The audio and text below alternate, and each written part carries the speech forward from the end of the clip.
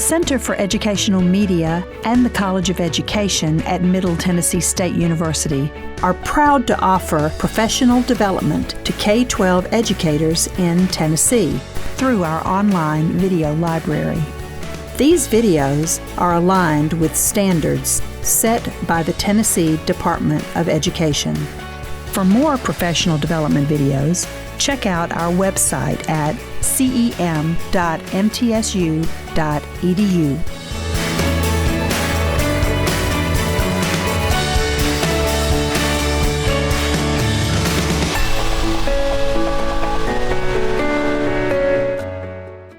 I am pleased to introduce Ms. Kimberly Hale and Ms. Stacy Williamson, and they are here from Macon County Schools, a team of dynamic educators who have been nominated, and I will leave it to you to continue your introduction.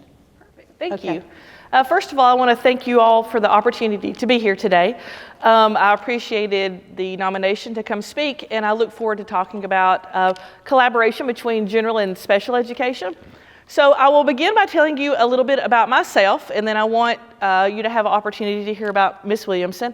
I began my career as a general educator. I was a teacher for 12 years in a general education classroom, transitioned to a 6-8 school as an assistant principal, was there for a short period of time and realized that administration was not my forte. I spent a lot of time with school policy, a lot of time with dress code violations, a lot of time with lunchroom monitoring, and I really wanted to be on the proactive, preventative side, and it just didn't fit where I wanted to be. I have the utmost respect for administrators, but during my time as a general education teacher, about 5 years into my teaching career, I had that class with those kids. Now, if you've been in education more than a year or two, you know exactly what I'm talking about. It's that year that you question whether or not this profession is really for you or not, in all honesty, right? And so during that time, and I'm actually going to talk about my oldest son some during the presentation. So during that time, my oldest son was about to transition to kindergarten. And I had always wanted to be a teacher. And it's going to show my age. Like, I asked for a chalkboard for Christmas when I was in 5th grade. I would line my stuffed animals up. I mean, we had some engaging lessons when I was a 5th grader, right? So this thought that I might want to leave education 5 years into my career was just like, no, like, how could I be at this place this quick? And it was because of the tools that I lacked in my toolbox to be able to serve some of our most vulnerable students, some of our students that end up in special education, served through FBAs completed on, served through BIPs, but I really didn't have that background as a general education teacher. So I decided I had two options. I could leave the career, take a leave at Christmas, or I could figure it out. And so my mission at that point was, let's figure this out. So in 2013, I left education as an administrator. I was finishing up my degree in behavior analysis. So for the last 11 years or so, I've worked in private practice and also contracting with public schools for behavior analytics services. So I'm a BCBA now as well. So through that experience, I've sat on many seats at that IEP table. I've been there as a general education teacher. I've been there as an administrator, as that LEA. I've been there when I was in private practice. I sat beside of families as that advocate, discussing behavior supports for their children in school settings. And then now as a related service provider under special education. And so I hope today that through this presentation, we can see it through different lenses, because depending on which seat you're sitting in at the table, you really are viewing it through a different lens. And so we're going to talk a lot about middle and high school collaboration. I'll bring in some experience from the early grades, and then also just things outside of the school setting that are hopefully relevant. When Dr. Clark reached out to me, I could not imagine doing this presentation without Ms. Williamson. Ms. Williamson is the IEP coordinator at our high school. I'll let her introduce herself, and she is an amazing example of what special education collaboration can look like in the high school setting. And in fact, last year as the behavior analyst in Macon County Schools, I wasn't in her building at all last year because she's developed supports and resources and has really taken a hold of the behavior strategies that we put in place for our high school students. And it's just been phenomenal watching the work that she does in our high school there in Macon County. So I'll let you introduce yourself. I'll step out of the way. I've been in special education for 15 years now. I started out as a English, back when we had Resource. I taught a special ed English class at a junior high for 5 years. I was there for the whole process as we rolled over into inclusion. I managed to squeeze in about 2 years teaching inclusion with other teachers before I was asked to come to Macon County High School and serve there solely as case manager. My role title really is IEP coordinator, basically. I take care of all things special ed at Macon County High School, other than our life skills students. They have their own thing going on over there with their special ed teacher in that room. Working with me, though, I have a very large department. We're very blessed to have other educators there as well, and our parapros, but we have 2 other special ed teachers. I take care of all things paperwork. I conduct all of the IEP meetings. The other 2 special ed teachers carry out our intervention for all of our students. We have a total, it averages back and forth from year to year. It's different, especially with the whole COVID situation. But right now we have about 70 students on my caseload. Typically it's about 100.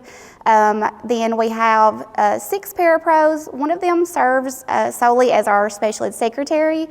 She works in the room with me. She assists me with our paperwork. She's kind of the feet of our department. If you see her, she's usually running in a hallway to pick up an IEP invitation or pull a kid from class for whatever reason. And then our other parapros, we have 5 others, right? 5 or 6 others. They're out there in inclusion.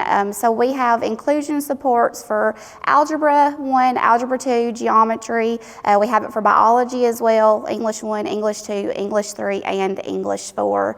And so that's kind of a little rundown of the makeup of our department, which really leads to the success where I'm not in the classroom teaching all day, which I know lots of special ed teachers usually are. It makes me more available to the people in our school building. So, all right.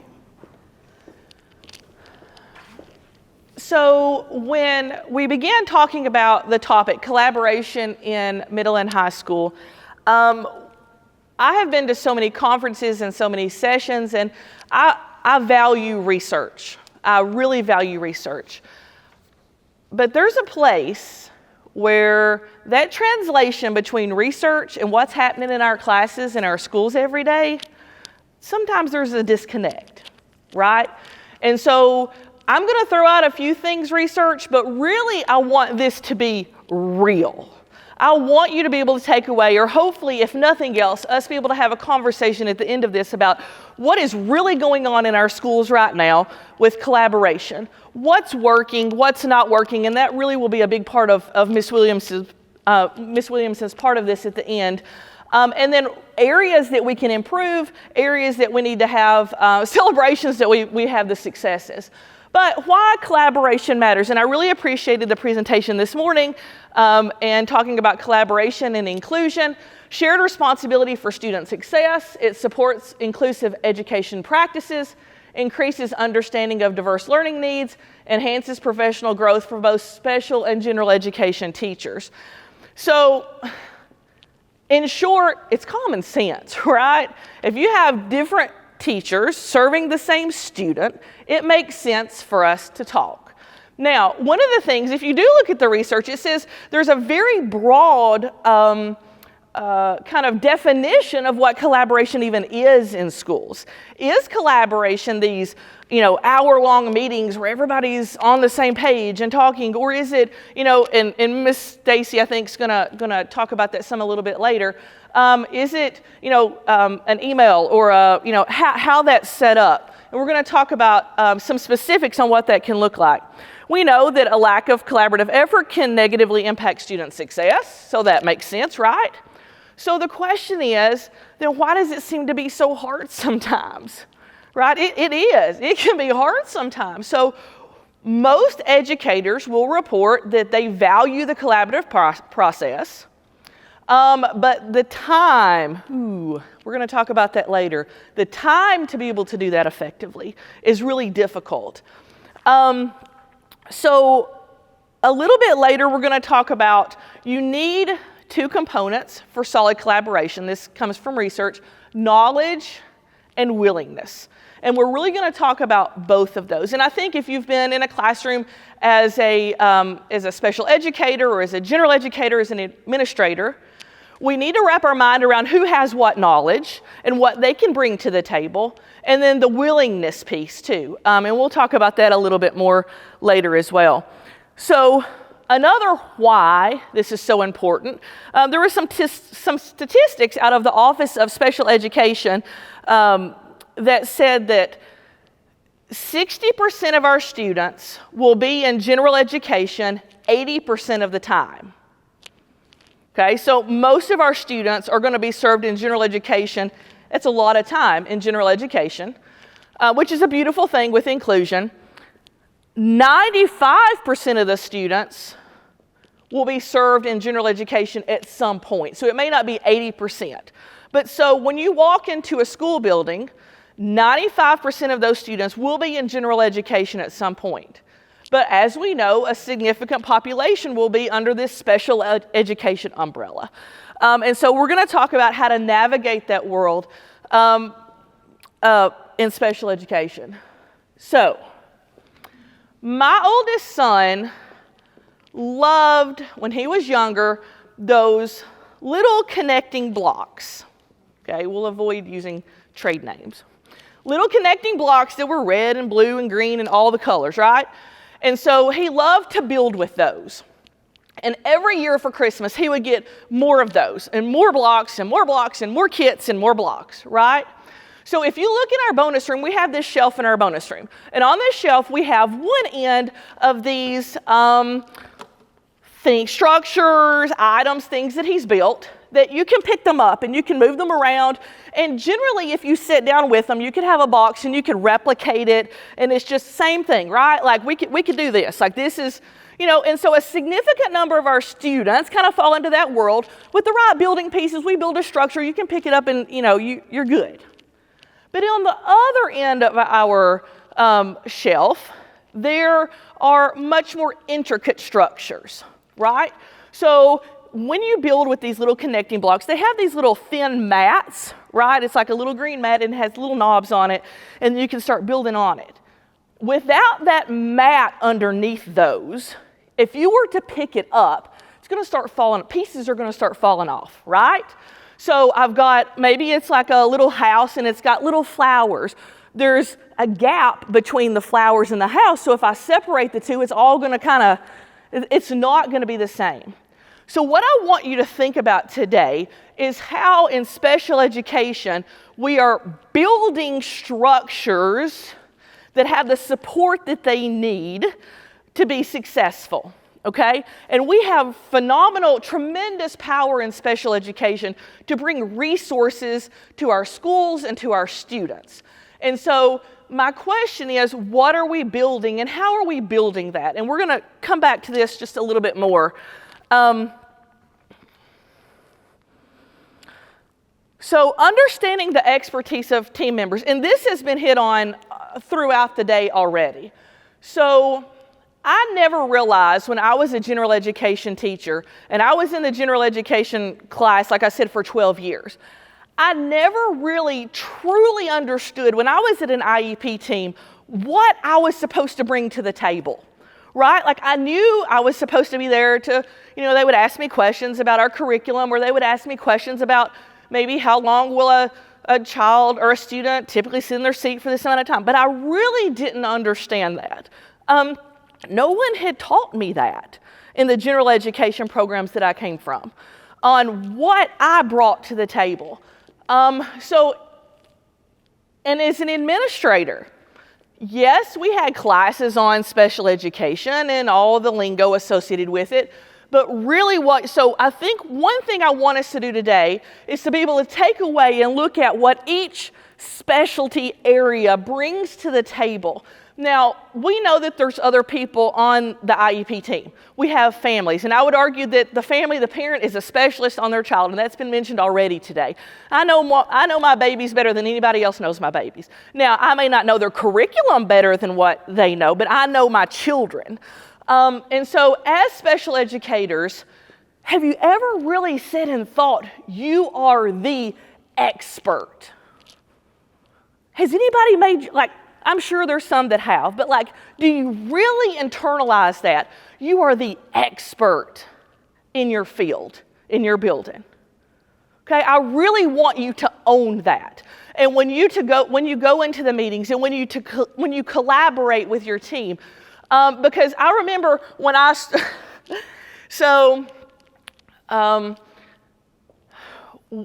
was called to do some contract work with a young man. He was a 21-year-old, served in a public school setting.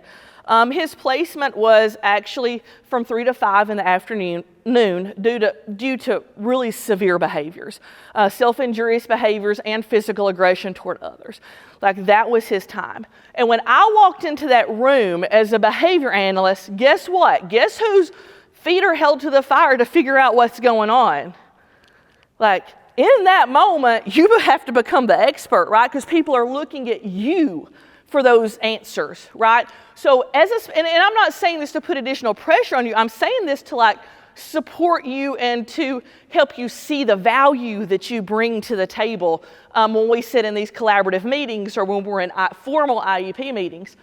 So you are the expert in accommodations, modifications, and often student history.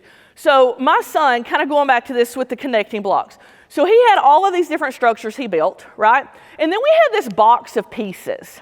In this box of pieces, it would be like little windows and little doors and all these little different pieces.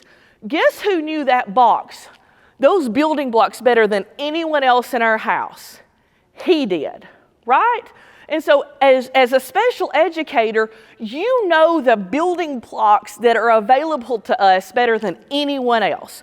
And so when someone comes to Ms. Williamson and says, we have a student that has complex behavior needs, she knows, okay, the steps to go through on her part, the steps to go through on maybe connecting with behavior analyst. When I was in that classroom years ago, I didn't know who to reach out to as a general education teacher. And I went and I talked to my special education department and we didn't have a full-time behavior analyst in the school district, and behaviors was my primary concern at the time. But as a special educator, you bring so much information, and I appreciate the questions about accommodations and modifications, because what's going to happen in that collaborative meeting or in the IEP meeting is they're going to look to you, and they're going to say, how do we do modifications? Who's responsible for these modifications? So we're going to talk in just a little bit, those conversations need to be out there on who's responsible for what and whose role is what and who holds what information. As a general education teacher, you're considered a subject matter expert. I know we've had general education teachers that have been involved with this today, and then some that we've talked to.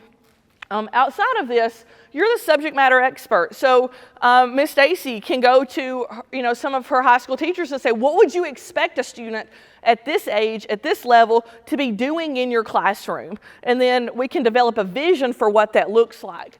And then your administrators. So your administrators are experts in the building, in the resources, in personnel management, and a lot of times in budgetary decisions that need to be made in your building. Your administrators serve in that role. And so if everyone recognizes where they're at on the team and respects each other's role, it really helps build those collaborative partnerships. So the question is, how well does your team understand IDEA and their roles and responsibilities? And so when I'm saying your team, I'm not referring just to the IEP team, just in your building. Does your administrator really have a background in what least restrictive environment is, what FAPE is? I've run into some situations where I've had some of my behavior students that have more complex behaviors, sent home at lunch because it would just be better for everybody. Well, as a special educator, what are you screaming? FAPE, FAPE, right? right? And so we have a responsibility as special educators to help inform our team on some pretty strict laws around how we serve our students in the classrooms. And we're the ones, again, we're the experts in that, right? We're the ones that understand IDEA, that understand all those LRE, FAPE, FBAs, BIPs, you name it. Like, we are the ones that can bring that to the table. As a general educator, I didn't understand LRE. I did not understand FAPE when I first started teaching, right? And so recently, Mr. Scoggins, I have another colleague here with us today. We have a student that has very complex behavior needs, and we immediately walked into the classroom and the general educator said, this student needs to be out of my classroom. Out. Well, that's not how it works in SPED. You know? And so we have a responsibility to meet the needs of that student, to identify their areas that they're struggling, and then provide those supports. Start pulling things from our boxes to build this structure for them that's going to help them be intact and successful. So one of the things that it is going to be important to do is to identify what your team knows and understands about this. So I'm going to go back to this for just a minute.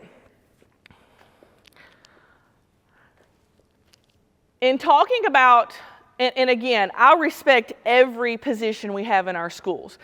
Everyone brings so much to the table. But going back to the how well does your team know and understand IDEA, there was a survey done of 3,500 principals. It was from the, I had it written down, the National Association of Secondary Schools. Only right at 12% of those principals felt adequately prepared to support their students with special needs. 12%. Right? So it's really important, again, to understand kind of where we're at. And then when we're building it, we're not making assumptions on they should know this, or they do know this, or they've been presented with this. We are a collaborative team that's learning from each other. And again, you all are the specialists, if you're in special education, in obviously special education.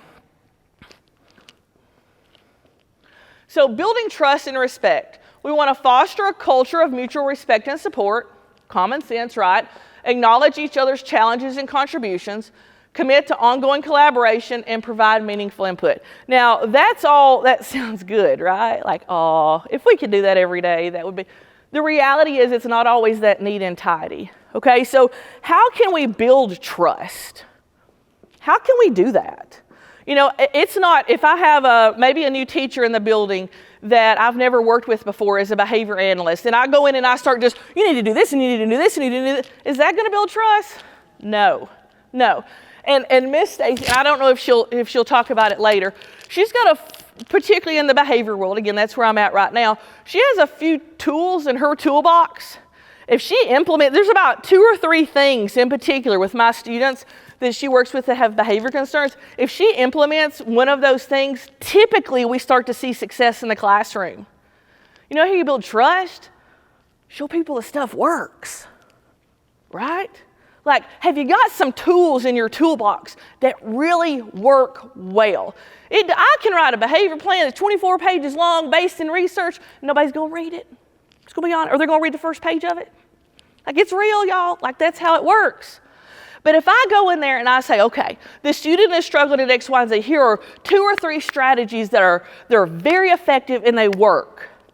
There was a grandmother I worked with in private practice, and she was raising 2 children, and she was raising 3 grandchildren, and 2 of them had very comprehensive behavior needs.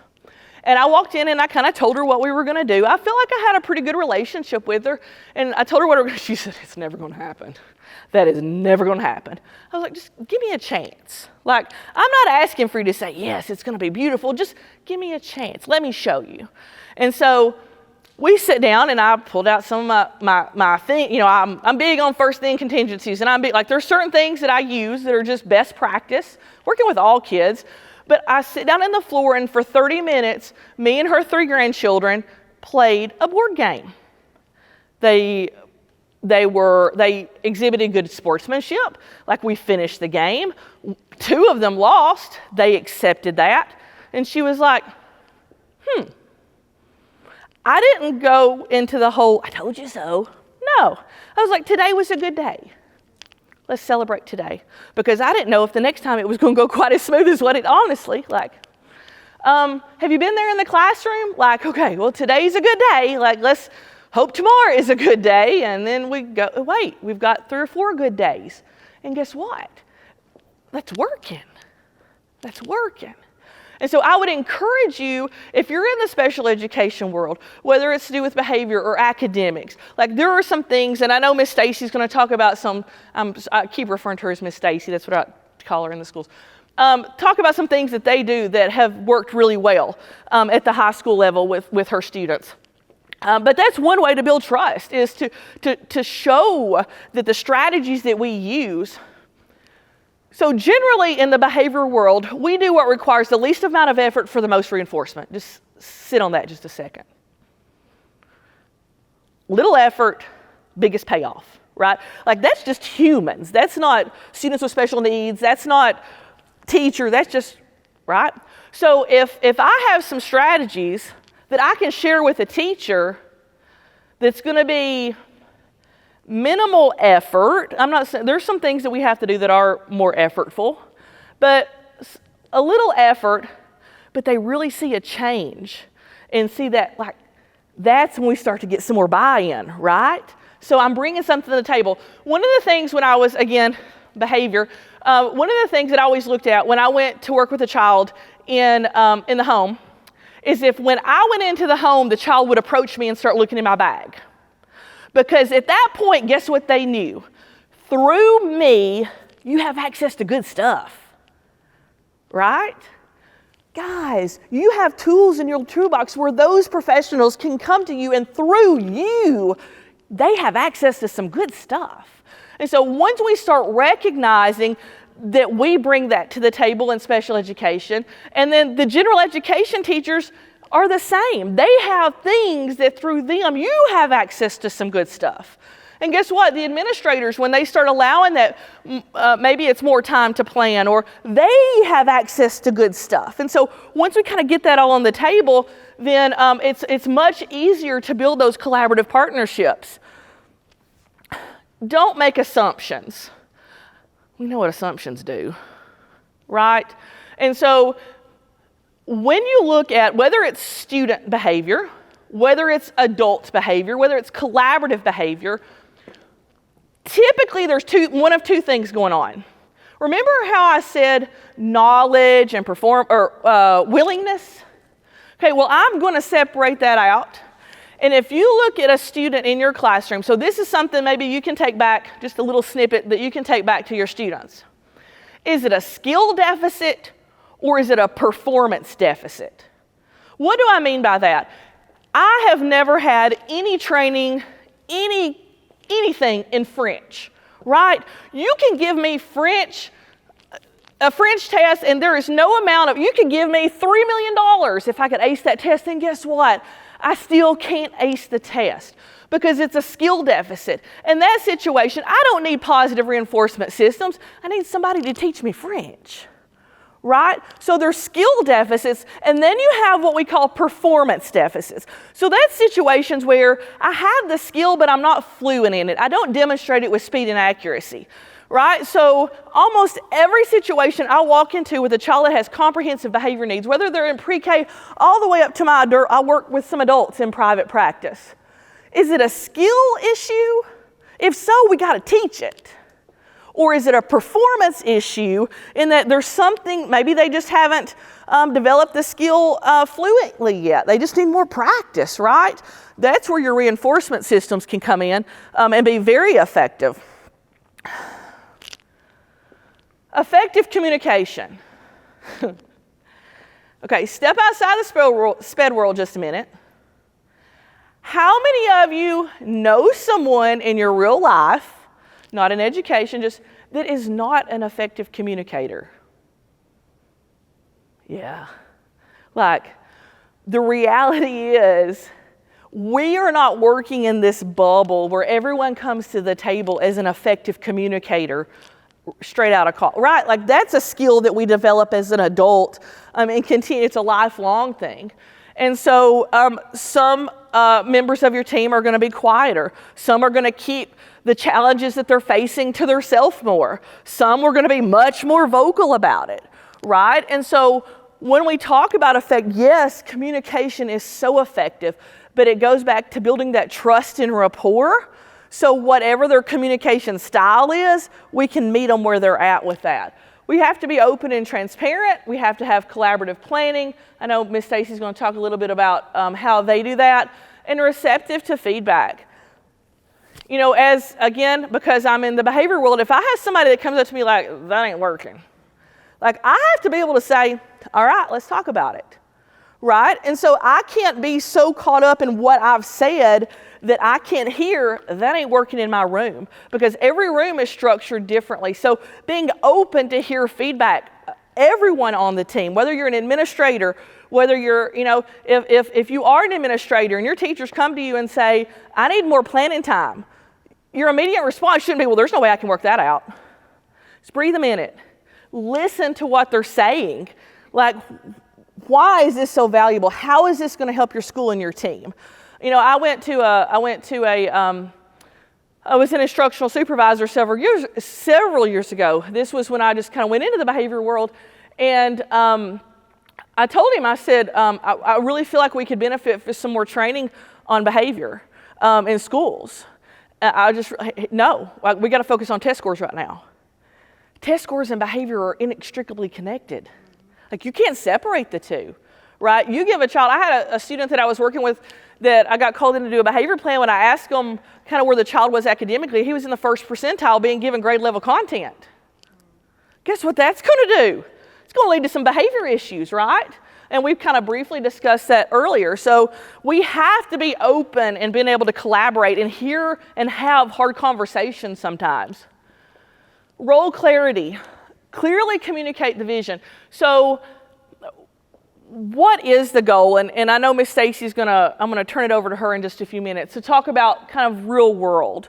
But as an IUB team, what do you all visualize an ideal collaborative partnership looking like? It can be very different in her school than it is in your school. Different dynamics, different people, different resources. I know some are from more rural school districts, some are from more urban school districts, and what you have available to you looks very different. But you need to create a common vision, define clear roles and responsibilities for each teacher and paraprofessional. I know Ms. Stacy's going to talk about that a little bit as well. Avoid overlap and confusion on duties, ensure both teachers contribute meaningfully to planning, instruction, and assessment. Be willing to listen to each person that's a part of that team to build those collaborative partnerships. Utilizing data for decision making. Use data from assessments, observations, progress. Okay, so I've been in Macon County Schools as a behavior analyst in some capacity for 11 years or so. There is a young man, and I was with him in kindergarten. He had a very comprehensive behavior plan then, and that student now is in 9th grade with Miss Stacy. So I had seen this whole lifespan of him in education that she didn't have access to. He had a very traumatic childhood that led to why some of the behaviors occur, some of the triggers that he has, why they are where they are right now, the progress that we've made with that, things to avoid things. So I brought something at that point to the table that she didn't have access to. Your other IEP team members are the same thing. I think you mentioned earlier that you've had some of the kids several years in a row. You see them through a different lens than maybe what the teacher that they just walked in there and started having this behavior meltdown. You're like, well, you just should have seen it 3 years ago. because you've seen the progress that they've made. And a lot of times in special education, you are in a position where you've followed some kids for a few more years maybe than some of the other teachers in their world have been able to. So you have just a wealth of knowledge that you can bring to the table and inform the team on those students. So when I say data, I'm not talking just like academic data. We get plenty of that, right? There's other forms of data that can inform the IEP team's decision, that it can inform that collaborative process. When you were talking about earlier about the student that was sitting in the corner, right? There was a lot of data that went into getting that. And so if you were to walk into a classroom, and I've had teachers talk to me about this, if I let the student, so again, behavior world, but if I let a student lay their head down on their desk for 5 minutes, it's much better than a 45-minute meltdown that tears your room apart, right? But as a teacher, you're concerned, what if my administrator walks in and I've got a kid with their head laying down on the desk, right? And that's why that collaborative partnership is so important, is so that administrator knows, wow, that student requested a break using his or her words, got a 5-minute break, and our room is still intact, and engagement and lessons continue on, right? But we have to be collaborative partners in that. And I would encourage administrators, be open to hearing the ideas and the strategies that the special educators are pulling from their box, because chances are they've seen that it really works in some environments. So remember that not everyone has access to the same data or information. Analyze data together if you can to inform instructional decisions and adjust teaching strategies based on student needs. Let's see where we're.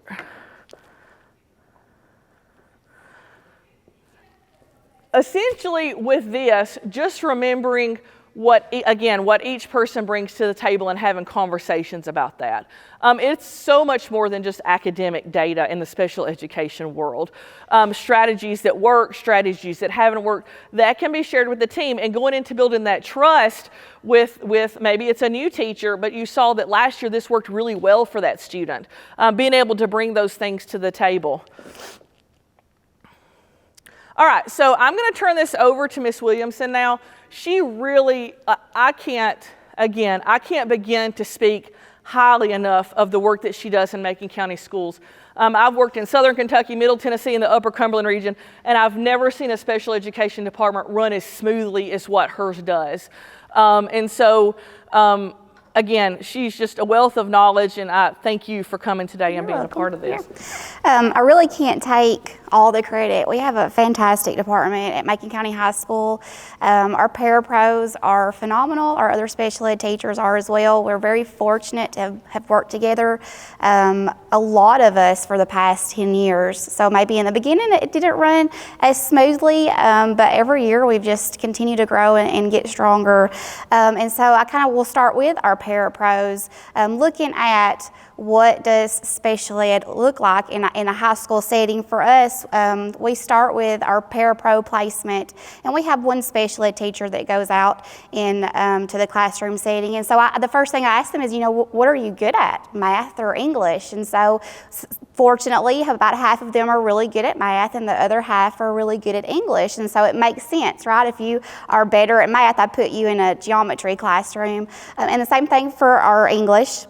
We really try and keep, if I have a parapro in Algebra 1 first block, I want them to stay with that same teacher throughout the day, so I don't bounce anyone around.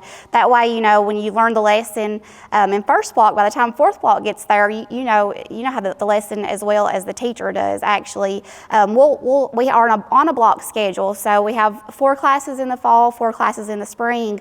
We'll keep those same teachers and parapros paired up as we move over into the spring semester as well. Another example that we do to collaborate with our gen ed teachers, being on a block schedule and a student having 4 or 5 different teachers and a special ed teacher and 2 or 3 different parapros, it's nearly impossible to get everyone at an IEP meeting. I mean, that's probably just not going to happen, but I want to make sure that I provide opportunities for all team members to provide input at those meetings. I give them the opportunity to contribute by, when I pass out their invitation, I also attach a feedback form on there. I list on there a place for them to, give strengths and weaknesses, and I actually ask that on there, list the strengths and weaknesses of both academic and behavior in the classroom. I get those forms back. I always, so if I have a student with a reading disability, I'll make sure to bring their English teacher to that meeting, but I will read what the math teacher had to say as well.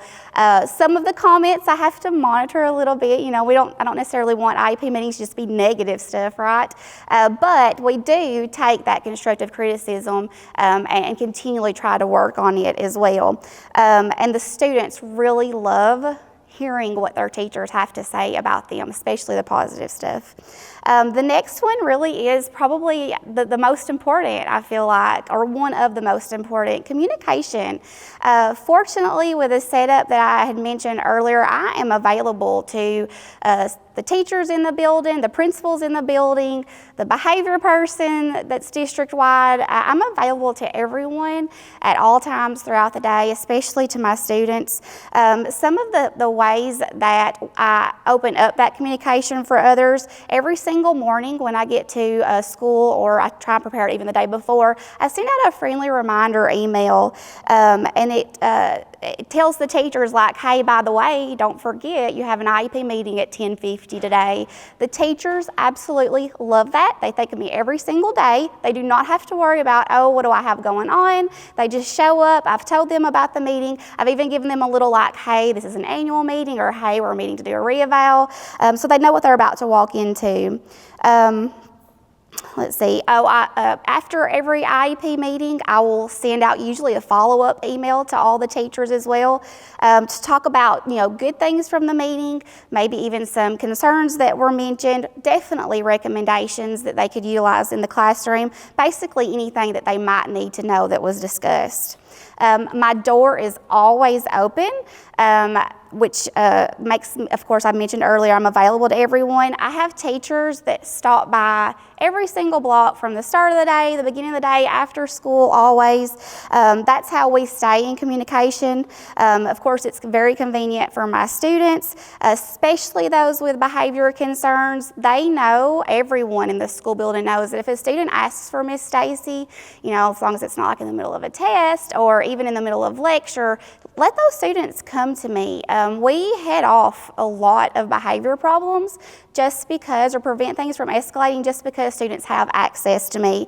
Same for teachers. Sometimes teachers are just like, hey, we've got this situation and we need your help right now. They will text me, they will call my room. Principals do the same thing. And sometimes students just need a quiet place to go. Kind of also going along with behavior management. The principals all know that if, when they pull a student up, maybe they've been submitted for a discipline referral, if they see that red flag in Skyward, they immediately call for me. I go to the office every single time a student has a behavior concern, and then I'm able to share with the teacher. Like, I've known these students for, some of them I've even had when we were at the junior high, but I definitely am going to be with them for all 4 years that they're in high school. I can usually tell them when they walk in the office what's happened, or if nothing else, it'll help prevent it from happening again in the future.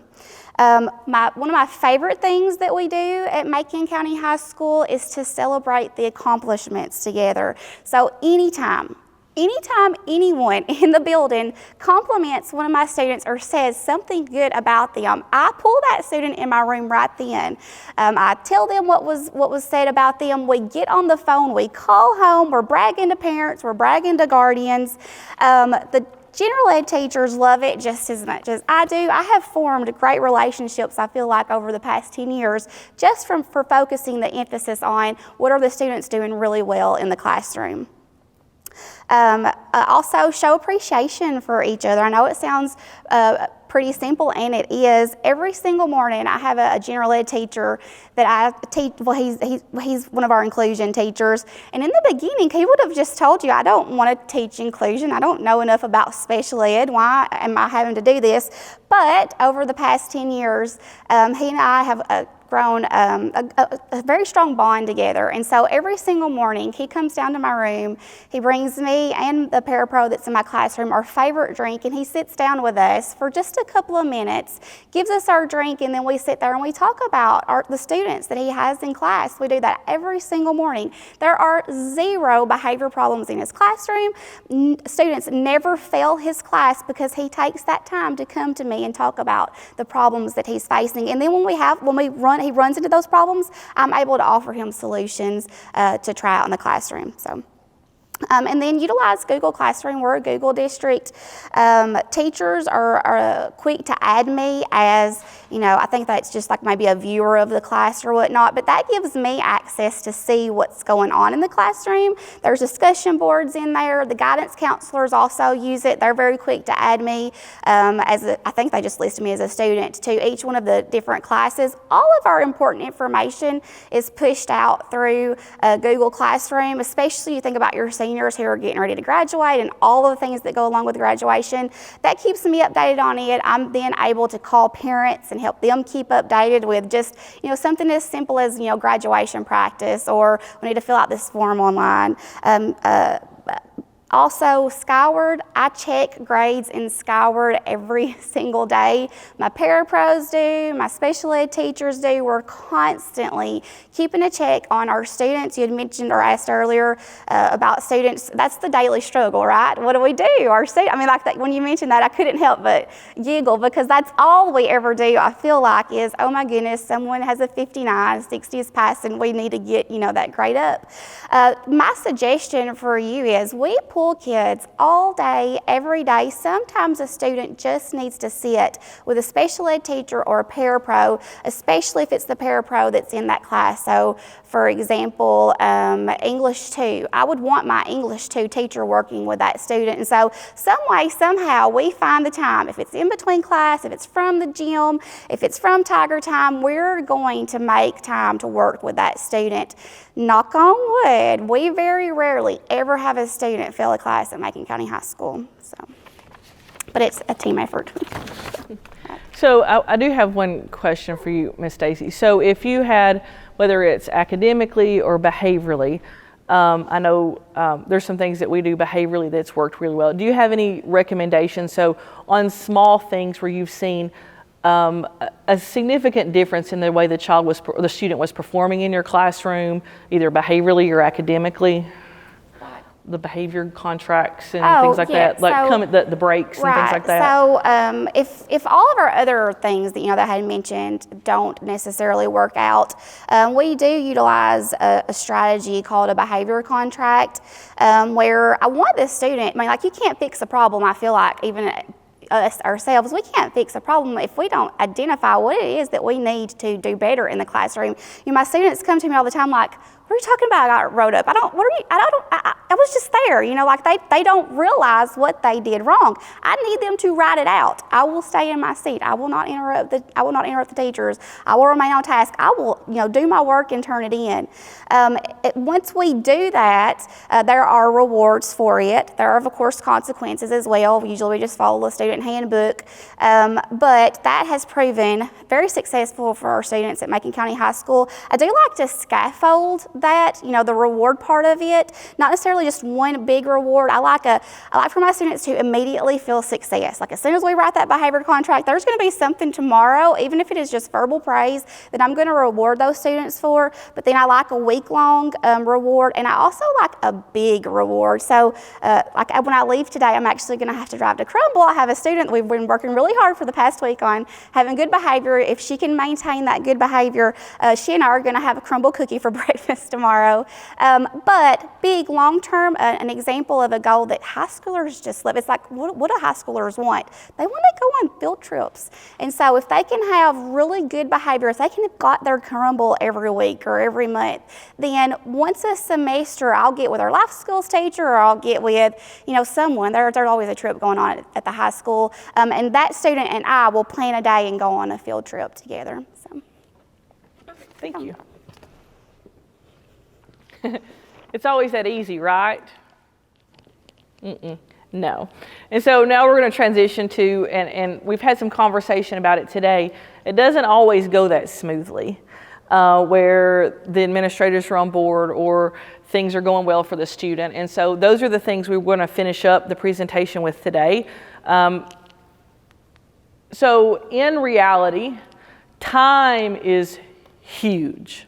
Like, I listened to, even when I was in the classroom or working on the behavior, and people would say, well, try this and try this and try this and try, and it's like, when do I have time to do that? If you have a caseload of, you've got 30 students and 30 IEPs, and you've got reevals, and you've got, it's special education the paperwork is so heavy, and the meetings are so heavy. And so finding the time to do that, and that's one thing that I really liked that I've seen that Miss Stacy has done, is that it's not, and I value those more comprehensive meetings where everyone's around the table. But even if it's just a little 5 or 10 minute, just I'm passing, we've got a quiet minute over here to talk about, hey, how's so-and-so go? Even those types of things can go a long way, just staying informed with what's going on with your students. Resource limitations. We know that under IDEA, we can't say we don't have the money for that. But guess what? We ain't got the money for that sometimes. Like it's just the reality. Like, we have to figure it out. I realize that. But it's hard sometimes. We are a more rural school district in Macon County, and we don't have some of the resources that some of the larger school districts have. And so you have to figure out how to make it work with what you've got sometimes, and that can be a challenge. The reality of differing expectations. And so when I was still in the classroom, I was in a self-contained classroom, and the teacher across from me, her structure looked completely different than mine. And so if we had a special education teacher or a parapro going into that classroom to serve students in my classroom and then going across the hall, that was going to be a very different experience. And so creating that vision of how you can work together, and school structures, again, depending on their schedule may be set up very differently than your schedule in your school district. So that can be the reality of it. Varied teaching philosophies, high caseloads. I have never talked to a special education teacher that said that my caseload was just right. Right? Usually it's I really consider, and I think, one of the things that's really hit me over the years is hearing special education, a yearning to be able to provide what they want to provide to their students. And it's if I just had the time, I know what I could do for them. But when you've got, really large caseloads, then it makes it difficult. Resistance to change.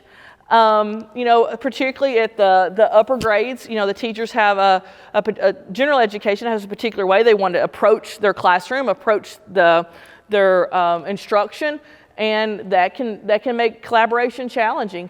Inconsistent use of accommodations and modifications, and limited administrative support. So these are things that are consistently reported as being challenges for building that collaborative partnership. So I walked into it kind of talking about different philosophies and approaches. As a behavior analyst, I will never put corporal punishment in a behavior plan. We know that we need to identify the function of the behavior. We need to teach those functionally equivalent replacement behaviors, and our reactive procedure. You guys know this. Most of you are in the SPED world, right? So I walked into an administrator's office a few years ago, and this was her wall. So I knew immediately that my approach was going to be different in some regard than her approach, right?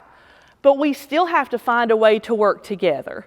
And in that moment, now this principal is she's a phenomenal woman. The students love her, but this is just kind of a picture of we're on a different page right here, right?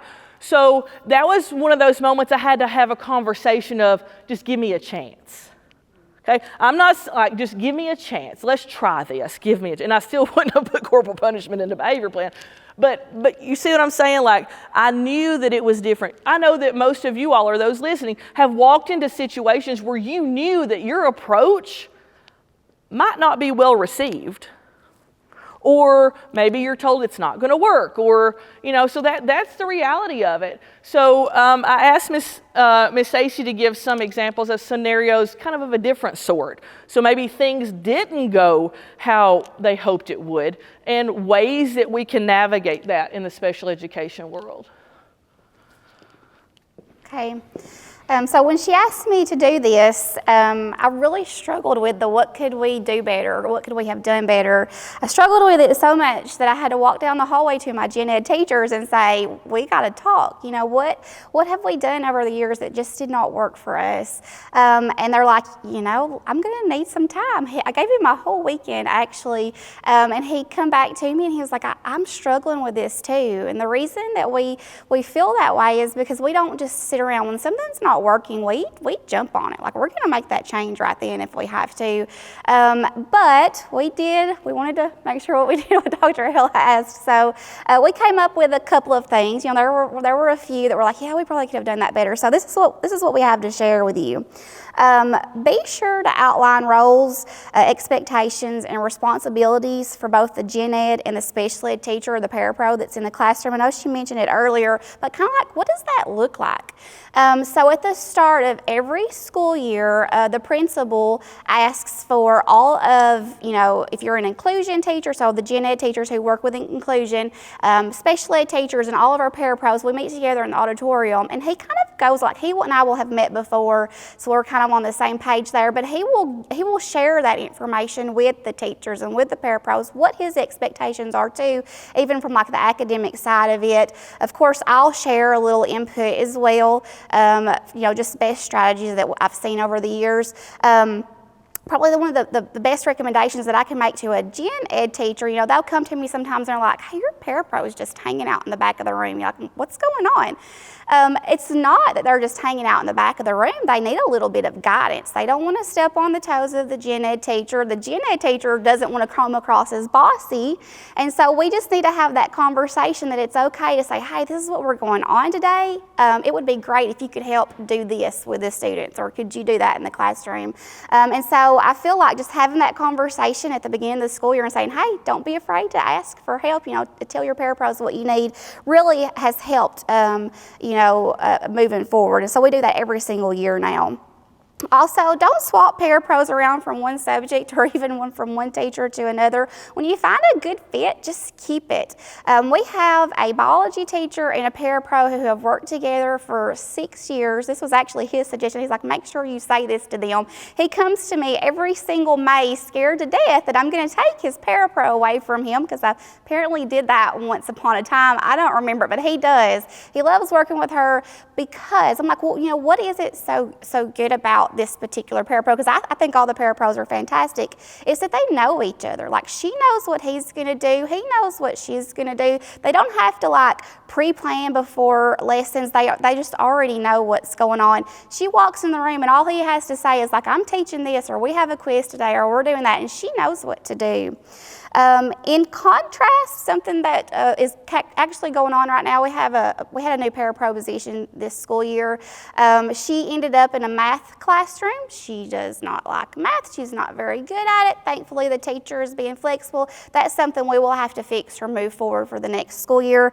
So don't be afraid to make adjustments. That's another thing they said. Be flexible, of course, and understanding.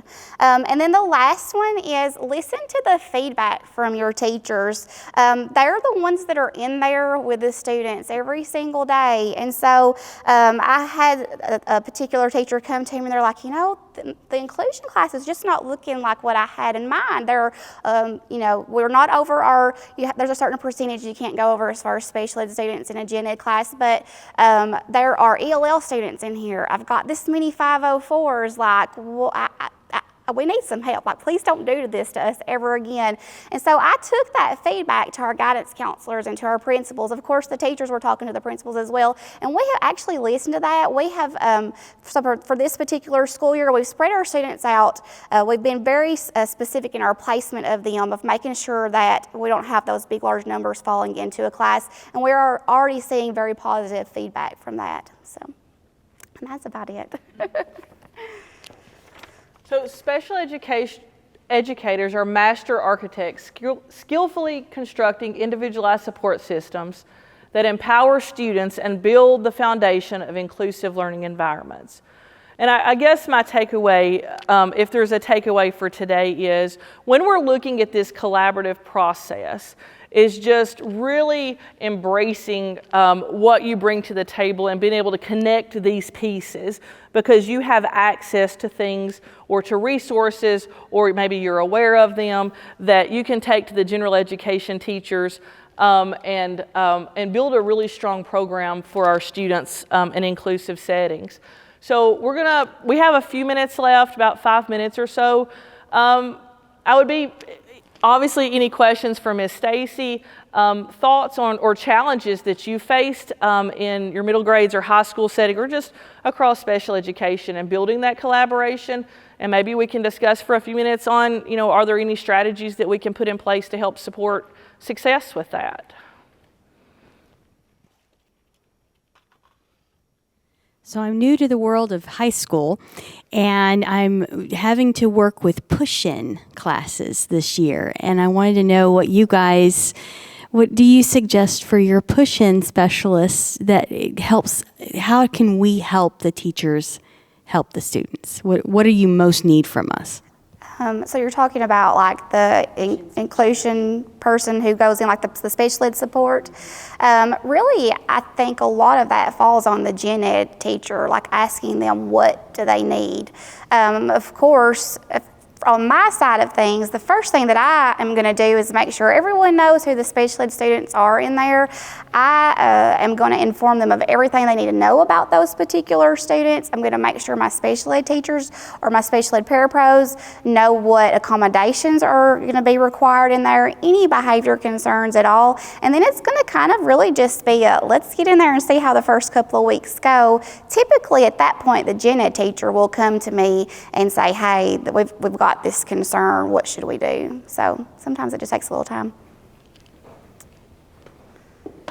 I might have missed it, so I just want your clarification. Your availability sounds amazing. Do you not teach classes? I do not teach at all, no. I do conduct all of the meetings and write all of the paperwork, which consumes the vast majority of my day, but I can stop writing an IEP to handle a behavior concern or to meet with a teacher. So.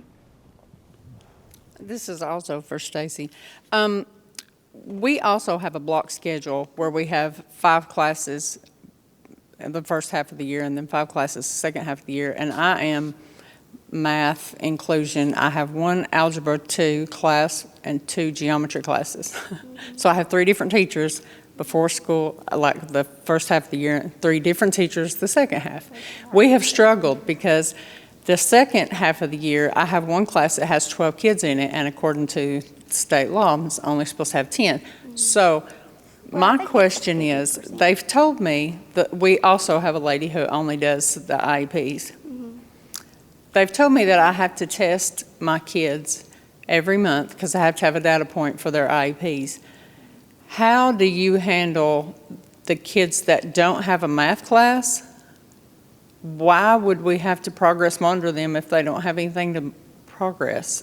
So we do something called Tiger Time. That's when we provide our intervention services. All of our data points that we need from Ames Web, especially for a reeval, are collected during that time. We are only going to progress monitor, though, in the skill deficit area. So we follow the IEP, and that would be my justification if I was you. We create a spreadsheet, the other special ed teachers and I do at the beginning of the school year. We know exactly which students are working on reading fluency versus which students are working on math calculation. Some of our students are working on all skill areas, and that's fine. Some of them are just, we call it ORL, oral reading fluency. We're only going to progress monitor them then for that. So it is okay not to monitor the kids that don't have math yet, because I have some that I have 2 kids that I see the first half and the second half. Yeah. Other than those 2. I would talk to your special ed director. That's definitely going to be a question for them. I have, and the special ed director is the one that told me that I was supposed to progress monitor every month. I had to have a data point. And I'm like, if they're not having math yet, how can they progress on their goal, on their IEP, if it's not being addressed yet? Sure. I would refer back to that IEP. Now, The exception for that for me, if I have a student, typically with my freshmen, by the time they're juniors or seniors, we know everything we need to know about them, right? Freshmen come in and let's say I have a student who is just with a learning disability in reading, but man, they're really struggling in math. If we feel like the math is not just impacted because of the reading skills, word problems are tough if you can't read, right? We're going to start collecting data points in math so that when his next reevaluation or her reevaluation comes about, I have the data points to give to that evaluator or to the school psychologist. And maybe that's where your special ed director is coming from. I don't know. But for me, that would be the only time I ever stepped out of a skill deficit area. So. Well, my issue, another question I have for you. I am the only inclusion math. I'm the interventionist. We have 30 minutes a day for Pioneer Time, which is not enough to pull kids in and work with them. I know, yeah. But I was told by one administrator that I could only help the students that were on my caseload. We help all students. Of course, we're going to make sure. I was also told by the principal that I was to help any student that asked for help. Yeah. So during Pioneer Time, I had a kid come to me who's not on my caseload, who was a senior, who was failing math, and he asked me for help. Yeah. So I went to my principal and I said, what do I do? He's like, help that kid. Yeah. So, okay, Yeah. so I don't want to have to fight with one of my bosses about something that another boss told me was different. Right. I think that's the problem with having too many bosses, but Sure. I'm just a teacher. What do That's I kind know? of what I want to say. It sounds like you guys need to have a group meeting and establish better, responsibilities, outline them. I did English inclusion last year, and my English teachers were under the impression that co-teaching meant that I could teach the class if I wanted to, or, like I could teach sometimes, she could teach sometimes. I said, honey, my job is inclusion. I'm in here for the kids that need extra help. I'm not in here to teach the whole class. Sure.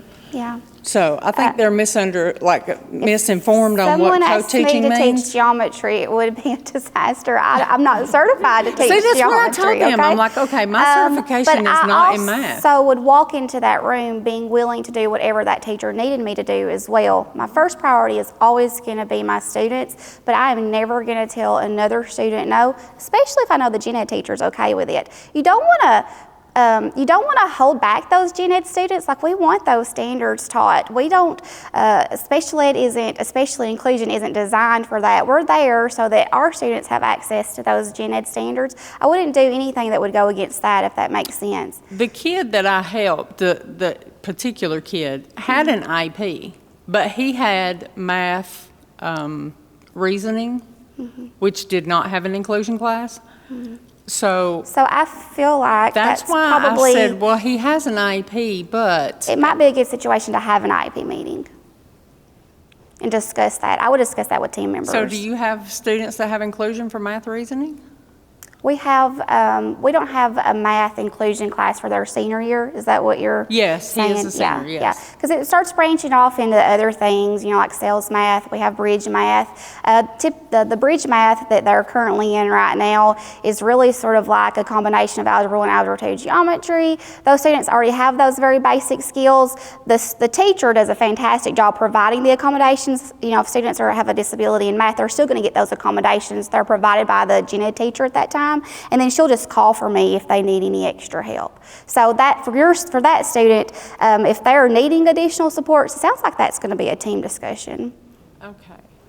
Thank you. It's You're nice welcome. to have a little backup for my Absolutely. issue with. And I'm not saying I have all the right answers. I can just tell you what we do. It's just helpful to have another Sure. person who does IEPs. Yeah. Thanks. No Yeah, I problem. needed that. I think one challenge, and it made me think when you were talking about it, which both students were served under IDEA or IEP.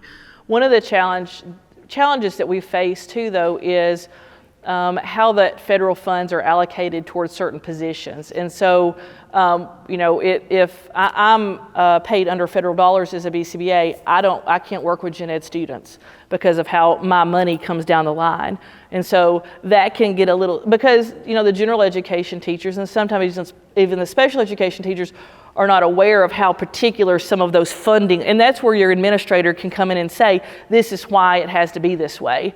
Our parapros that are served under special education are supposed to be working with students under the special education umbrella, but that can create a challenge when they've got a student sitting right beside their student that they're working with is doing okay, but the student beside of them is struggling, and that student is a gen ed student with no IEP supports, and so that gets a little. Well, why won't you work with it? And that can lend to that like your world, my world. And we don't want that. We want it to be we're all working together, but sometimes you can end up in that position because of funding, honestly, how the funding, who's paying for what position in the district.